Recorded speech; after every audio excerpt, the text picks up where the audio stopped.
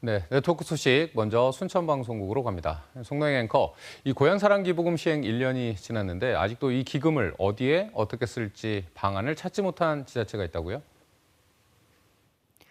네, 지난해 전라남도와 각 시군은 고향사랑 기부제를 통해 전국에서 가장 많은 기부금을 모금했는데요.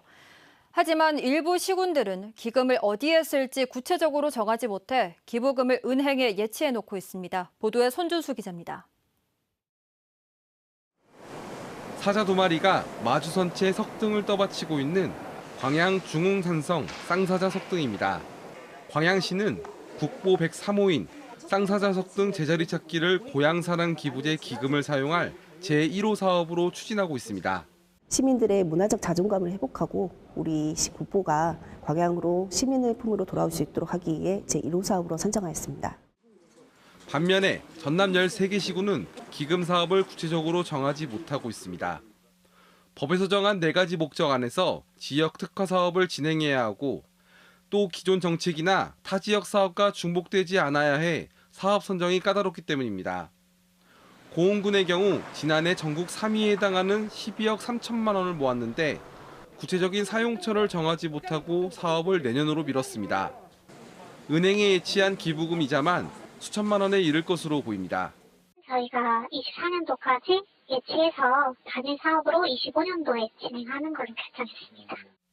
기부금 특성상 사용처와 사용 내용이 명확하게 드러나야 하는 만큼 기금 사업을 활성화시켜야 한다는 목소리도 나오고 있습니다.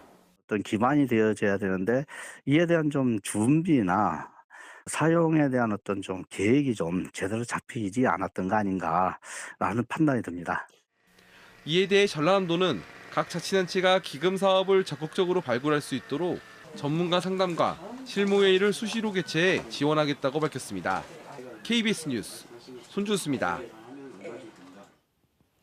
의대 유치 관련 전라남도가 제안한 오자 회동에 순천시가 불참하기로 했습니다. 순천시는 오자 간담회에 대해 권한 없는 사람들의 정치 행위는 도민 동의를 받기 어렵고 문제를 푸는 데 도움이 안 된다며 내일로 예정된 간담회에 불참한다고 밝혔습니다.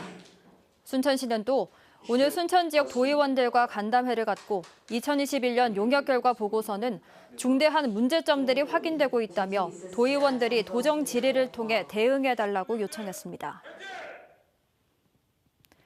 여수시가 국가산단에서 발생하는 오염물질을 측정한 자료를 인터넷 홈페이지에 실시간으로 공개합니다.